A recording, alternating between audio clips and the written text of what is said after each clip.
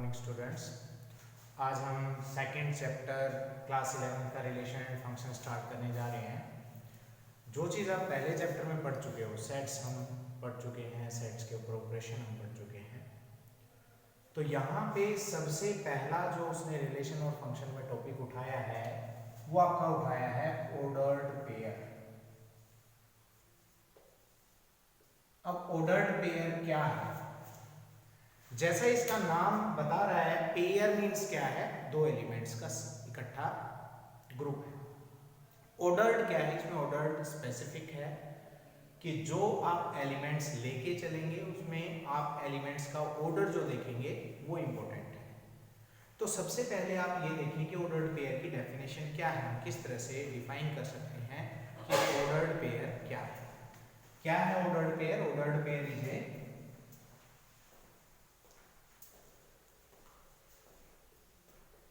is a pair of two elements or objects in a specific order।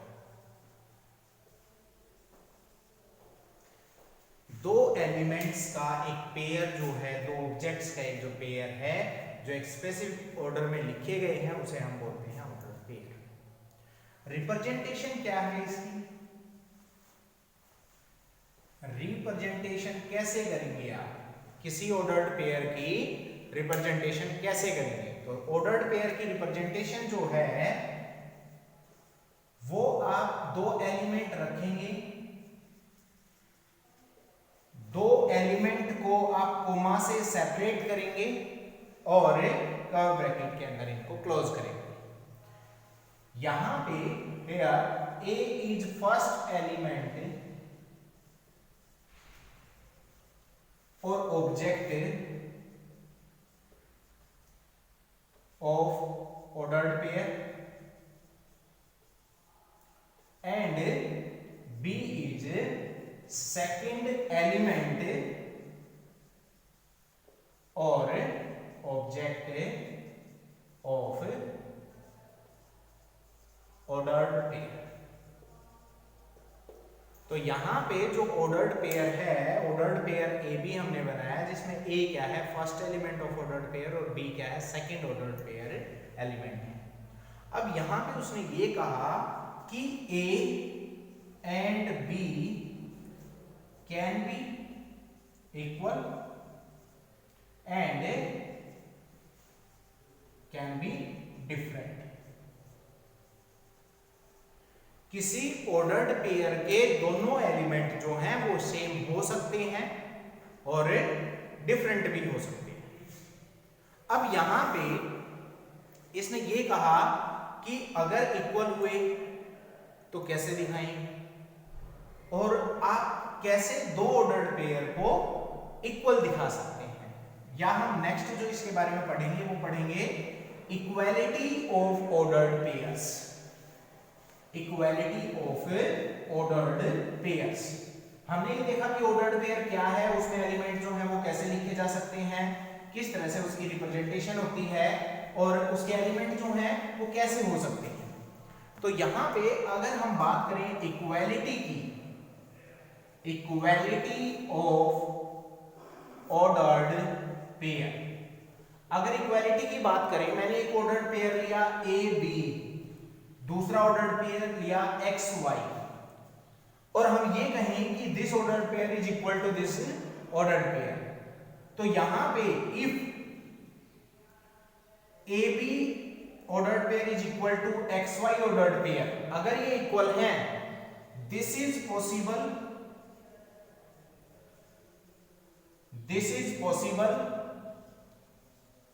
only when first element of ordered pair from left side and first element of ordered pair of right side must be same, means A must equal to X and B must be equal to Y.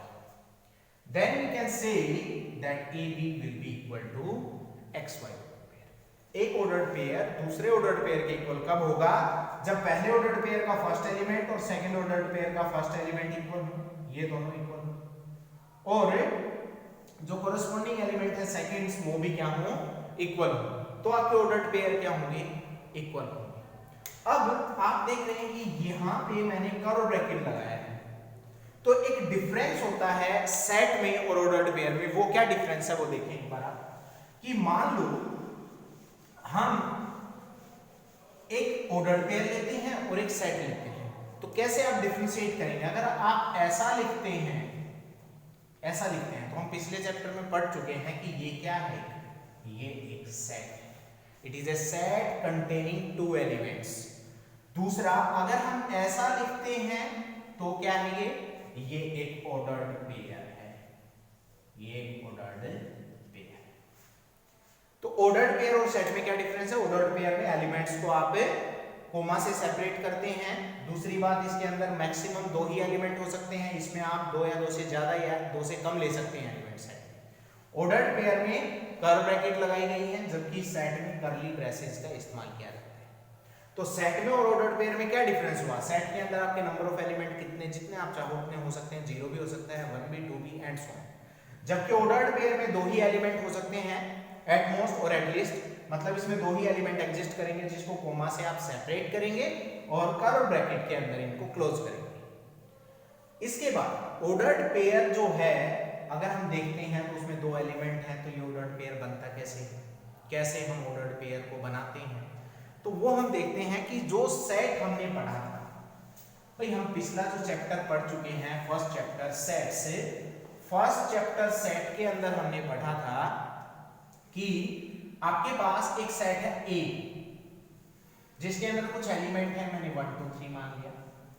Late a another set B containing element A and B, मैंने ऐसे 2 sets जो हैं वो ले लिए। उसने कहा कि A से B पर जितने भी पॉसिबल ऑर्डर्ड पेयर हैं वो आप बनाएं। तो इसके लिए उसने एक टर्म इस्तेमाल की जिसको हम बोलते हैं कार्टेशियन प्रोडक्ट।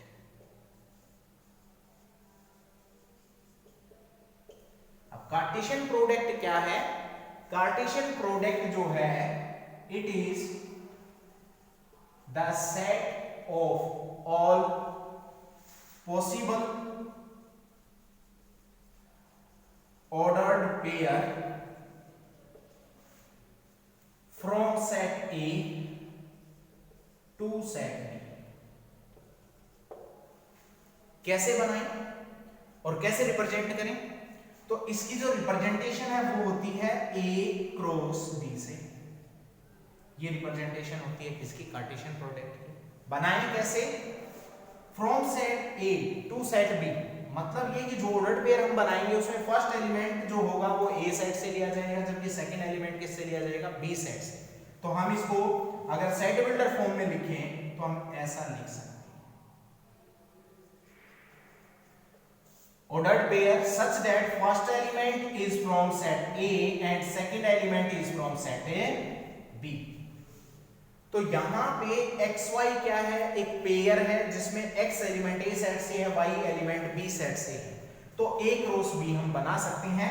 अगर अब इस सेट बिल्डर फॉर्म को हम चेंज करते हैं टेबुलर फॉर्म में, अब हमने यहां देखा कि ऐसा बनाना है, कैसे बनाएं, तो हम क्या करें, पहला एलिमेंट जो है A में वो क्या है 1, तो 1 के साथ हमें एक एलिमेंट लेना है जो B सेट से हो, B सेट से क्या एलिमेंट है A, तो मैंने 1 का A के साथ, ये पहला ऑर्डर्ड पेयर बन जाता है। सेकंड 1 का B के साथ बन सकता है। अब मैं फर्स्ट सेट जो हमारा था उसमें सेकंड एलिमेंट उठाता हूं 2 का A के साथ बन सकता है, 2 का B के साथ बन सकता है, ऐसे ही 3 का A के साथ बन सकता है, 3 का B के साथ बन सकता है। तो आप यहां देखेंगे कि सेट A से सेट B तक जो कार्टेशियन प्रोडक्ट हमने बनाया उसके अंदर कितने एलिमेंट आए, 1 2 3 4 5 6 एलिमेंट आ गए। आप देखेंगे इनमें फर्स्ट एलिमेंट जो हमने लिखे हैं वो पहले सेट A से हैं, जबकि जो दूसरे एलिमेंट्स लिखे हैं वो सेट B से। अब यहां से आप एक चीज और निकाल सकते हैं कि number of element in A cross B is equal to equal to product of number of elements of A and B. तो यहां पे हमने क्या देखा कि यहां पे कितने हैं 6 एलिमेंट हैं, जबकि इसमें देखो इसमें कितने हैं 3 एलिमेंट, इसमें कितने हैं 2 एलिमेंट। तो हमने देखा कि क्रॉस प्रोडक्ट के अंदर नंबर ऑफ एलिमेंट्स कितने होंगे, number of elements of A multiply with number of element of B.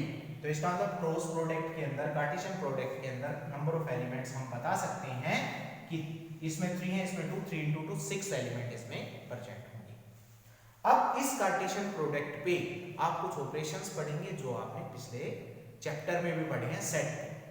तो पहला ऑपरेशन जो है कार्टेशियन प्रोडक्ट, आपने देखा कि हम दो सेट के ऊपर एक कार्टेशियन प्रोडक्ट बना सकते हैं। कैसे बनाएंगे, किस तरह से पेयरिंग करेंगे, सेट बिल्डर में कैसे लिखेंगे और टेबुलर फॉर्म में कैसे लिखेंगे।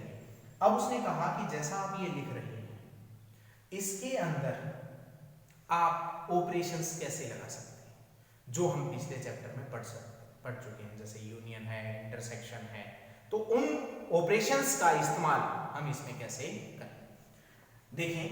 तो इसके बाद कार्टेशियन प्रोडक्ट का जो हमने पढ़ा कि किस तरह से हम एक सेट का दूसरे सेट के साथ कार्टेशियन प्रोडक्ट कर सकते हैं, इन पे ऑपरेशंस कैसे लगते हैं।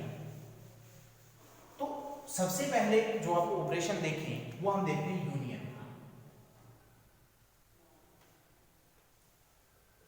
यूनियन ऑपरेशन कैसे लगा, जैसे मान लो मैं सेट ले लेता हूं ए जिसके अंदर एलिमेंट है 1 2, मेरे पास बी सेट है जिसमें एलिमेंट है 2 3 4 और सी सेट जो है उसके अंदर है 4 5। मैंने 3 सेट यहां पे लिए। अब मैं एक ऑपरेशन लगाना चाहता हूं। ऑपरेशन कैसे, मैंने किया ए क्रॉस बी, मैं इसका यूनियन करना चाहता हूं ए क्रॉस सी के साथ। तो यहां पे हम कार्टेशियन प्रोडक्ट के ऊपर यूनियन, इंटरसेक्शन, डिफरेंस ये हम लगा सकते हैं। तो यहां पे पहले मैं ए क्रॉस बी निकालता हूं।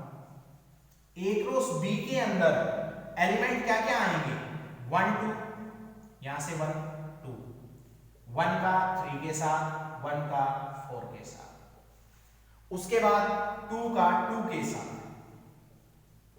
2 का 3 के साथ, 2 का 4 के साथ। ये हमारा ए क्रॉस बी आ गया। आप देखेंगे 2, इसमें 3 एलिमेंट, 2 into 3 6, यहां 6 एलिमेंट्स हैं। सेकेंड हमने निकाला ए क्रॉस सी। ए क्रॉस सी जो है, अगर ए क्रॉस सी हम करते हैं तो हमारे एलिमेंट कितने आएंगे 1 4 1 5 2 4 2 5। तो ये हमारे एलिमेंट जो हैं वो ए क्रॉस सी में आ जाते हैं।